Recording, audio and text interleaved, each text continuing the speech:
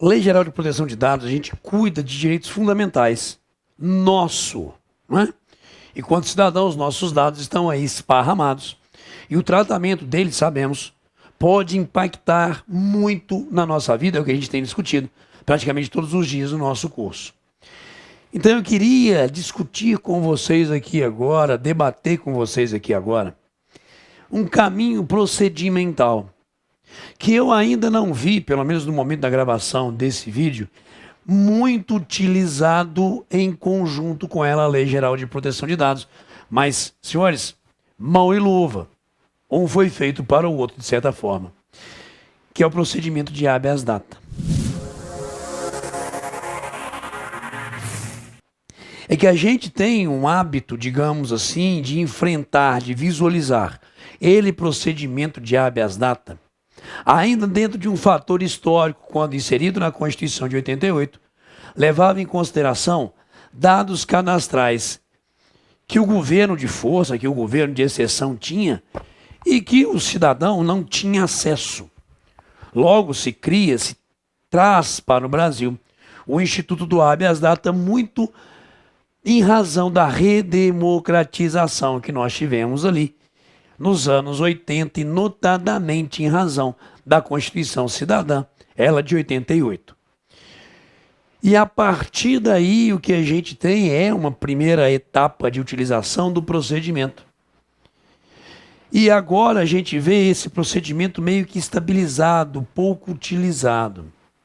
Só que o habeas data não se presta exclusivamente à busca de informações que não tenham ali sido fornecidas ao cidadão, junto a órgãos estatais, a órgãos do Estado, a órgãos da administração pública. Plenamente lícita a utilização do habeas data em outras circunstâncias, em outras situações. Você acabou de fazer a compra num grande site e agora começa a receber via rede social várias informações ou outros produtos correlatos com o que você comprou. Senhores, base de dados que ali está sendo utilizada.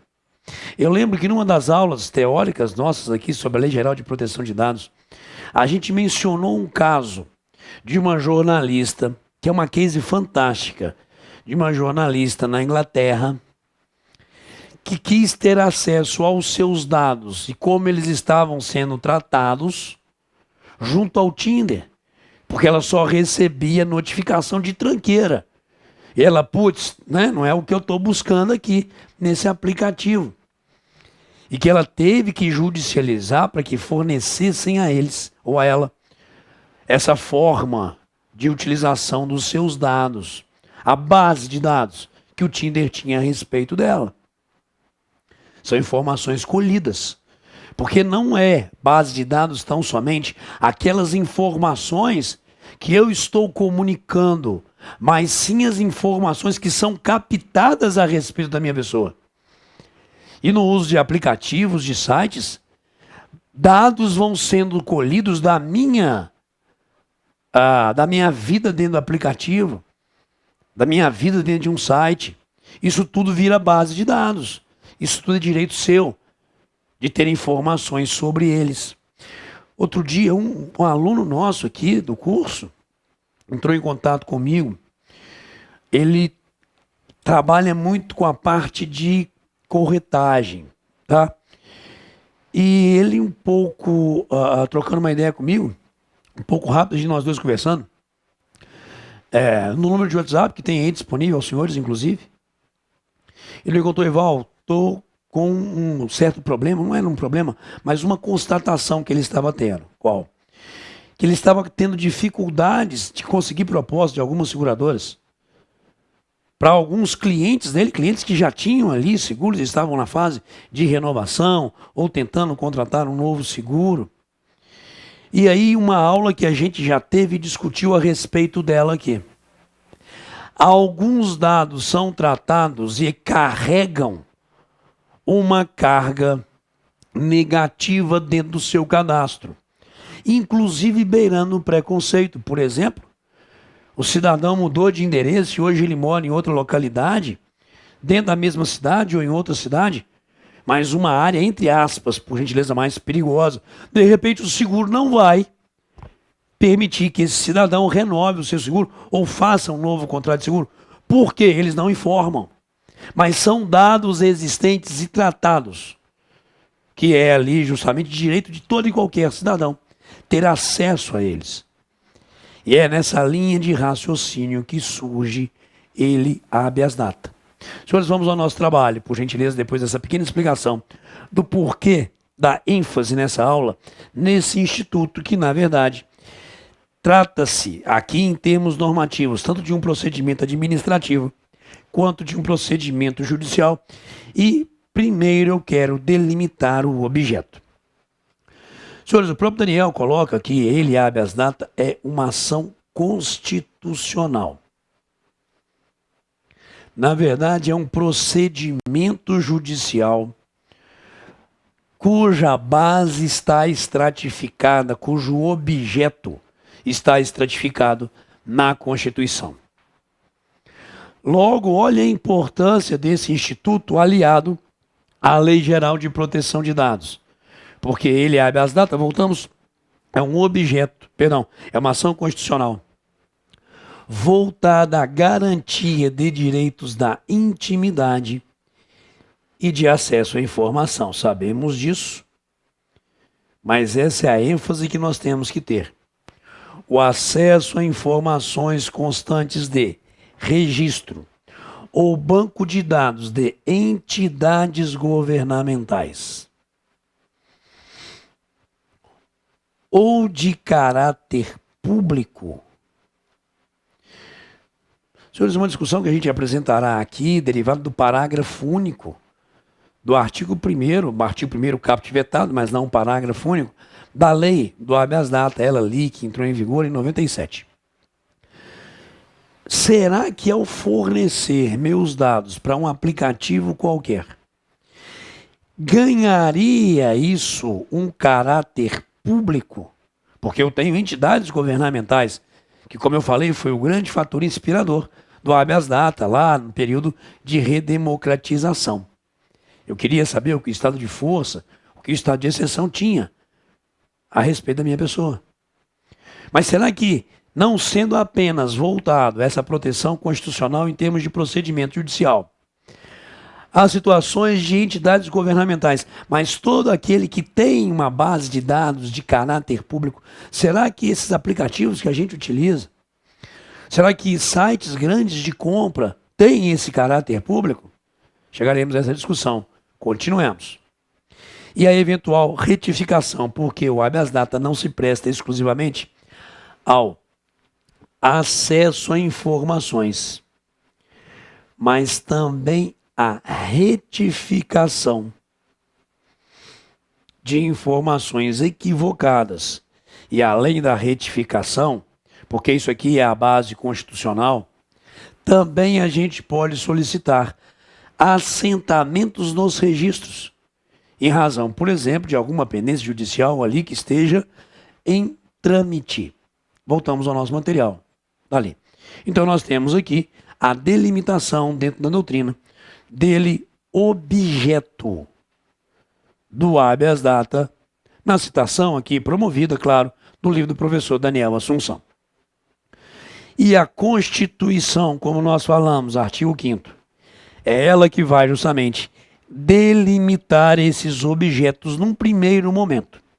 Porque será concedido habeas datas para, senhores, assegurar o conhecimento de informações. Novamente, tem algum usuário do Tinder aí? Para eu ficar naquele exemplo daquela jornalista inglesa que eu falei. Ah, Ival, não tem. Acredito que tem sim. Tá? Nós estamos com muitas pessoas matriculadas nesse curso. E se alguém aí virar e falar assim, ah, Ival, eu não uso o Tinder. Não sei, tudo bem. Tá? A intimidade de cada um. Quem sou eu para perguntar isso? Né? Ao vivo, estamos aqui, de certa forma, protegidos, né? Pelo sistema virtual. Então tá. Aí você aí, ó, o usuário do Tinder. Por que que só está passando esse tipo de pessoa para você? Além daquilo que você alimentou em termos de dados, de informações, quais são as outras informações que o aplicativo está colhendo?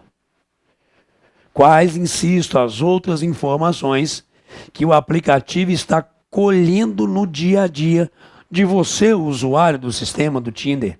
Senhores, todos nós somos usuários do Google. E o Google me fala, Ival, que bom você esteve aqui ano passado. Já aconteceu com os senhores? Informações captadas.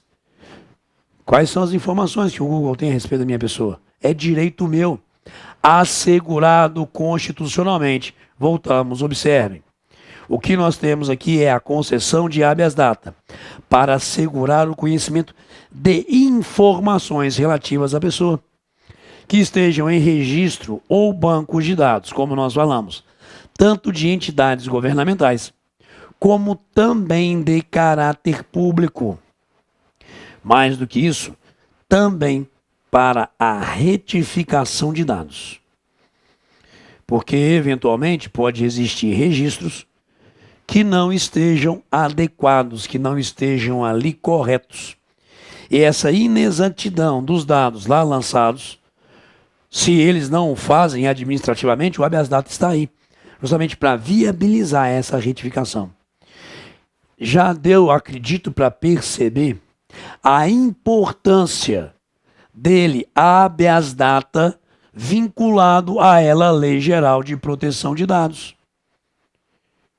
Mas quando a gente fala aqui do objeto lançado primeiro na Constituição, nesse artigo 5º, voltamos a ele por gentileza, Guilherme, está ali, ó. Também nós devemos botar os olhos na Lei 9507 de 97, ela ali que institui o procedimento judicial e administrativo do habeas data. Porque há de se conceder habeas data para assegurar o conhecimento de informações. Percebam que o inciso 1º do artigo 7º da lei do habeas data, basicamente, está repetindo a Constituição. Retificação de dados, mesma forma. Ok? E também, como eu falei, para anotação nos assentamentos do interessado de contestação ou explicação sobre dado verdadeiro, mas justificável que esteja sob pendência judicial ou amigável. Um exemplo. O seu nome consta, por exemplo, no Serasa, tá bom? Em razão de uma dívida contraída. Verdadeiro, dívida essa que está ajuizada. Está lá uma ação de cobrança, ok? Só que nessa ação de cobrança você contestou, discutindo a existência ou o valor desse débito. É direito seu que conste lá no Serasa. Para mim é até caso de retirada, mas só para a gente poder contextualizar aqui, tá? É direito seu que conste na informação no Serasa. Fulano não pagou a dívida junto ao banco tal. Que conste lá a informação. Está judicializado e eu estou discutindo na justiça o equívoco dessa dívida. Isso é uma anotação no assentamento, no registro, que é um dado verdadeiro. Realmente há essa dívida, mas não desse jeito todo. Está sendo contestado judicial ou amigavelmente. Perceberam? Logo, senhores, o que a Lei 9507 fez aqui no artigo 7º, quanto ao objeto dele, habeas data, é justamente, repetindo a Constituição, assegurar o conhecimento de informações, senhores, isso aqui vinculado à Lei Geral de Proteção de Dados, retificação de dados e anotação em assentamentos.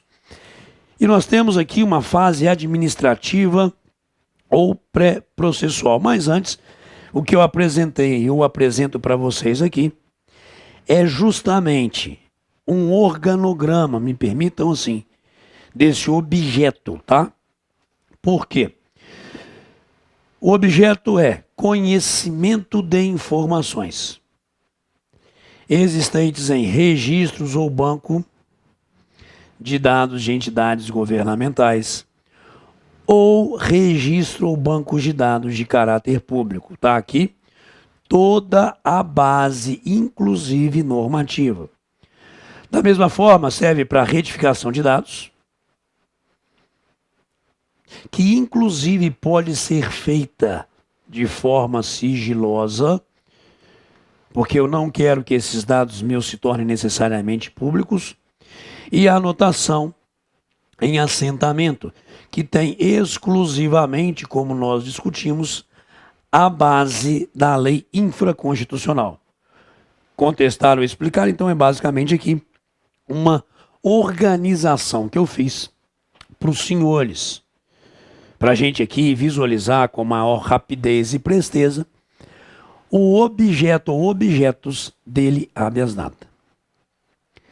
Mas quando se fala, joga de novo para mim, Guilherme, por gentileza, em conhecimento de informações, direito a ser aqui devidamente exercido, nós temos conhecimento de informações em registros ou bancos de dados de entidades governamentais, mas também, como nós discutimos, registro ou banco de dados de caráter público.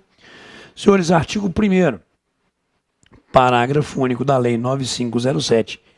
Linkem isso aqui, por favor, com a Lei Geral de Proteção de Dados. Considera-se de caráter público. Olha a expressão que vem depois.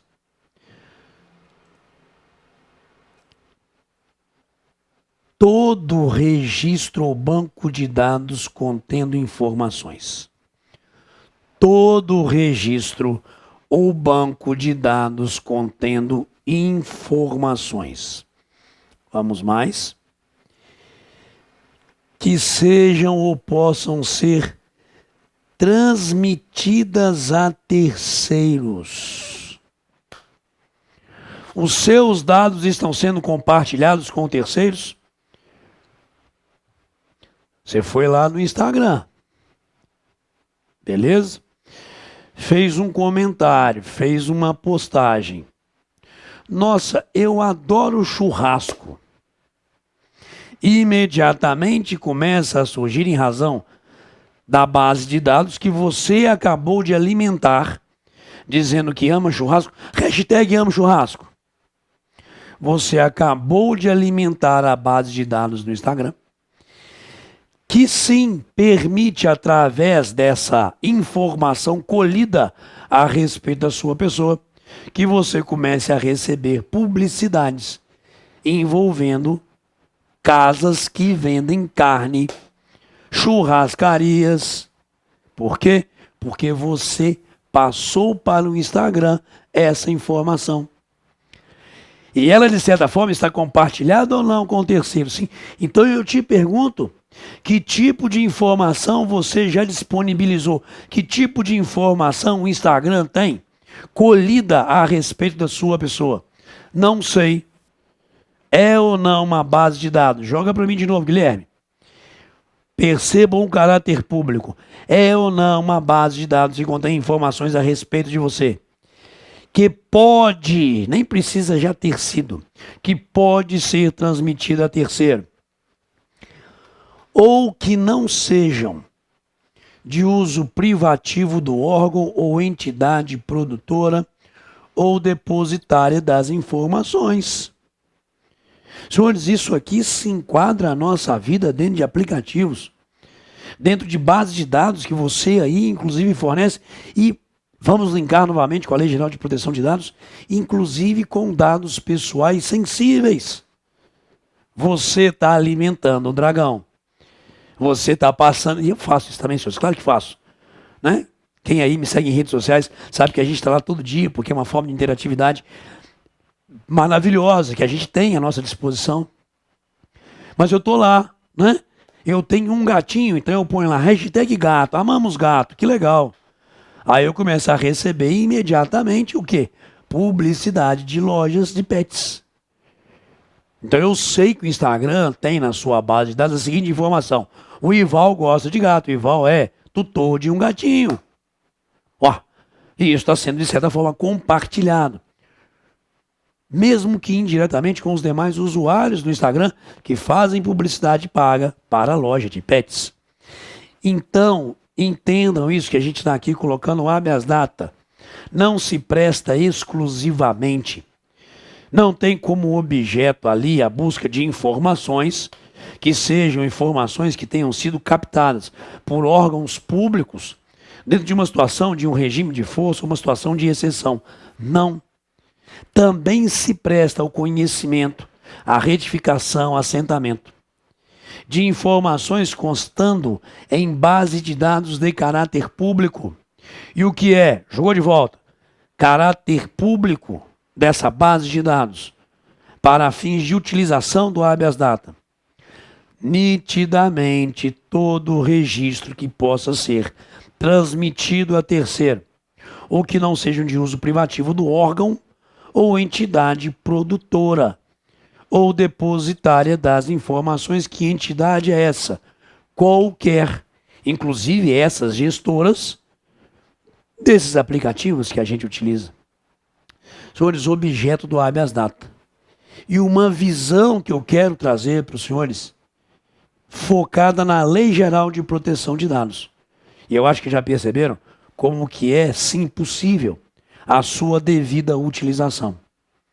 Então agora a gente vai trabalhar o procedimento extrajudicial e o procedimento judicial, tudo fluxogramado, ok? Valeu!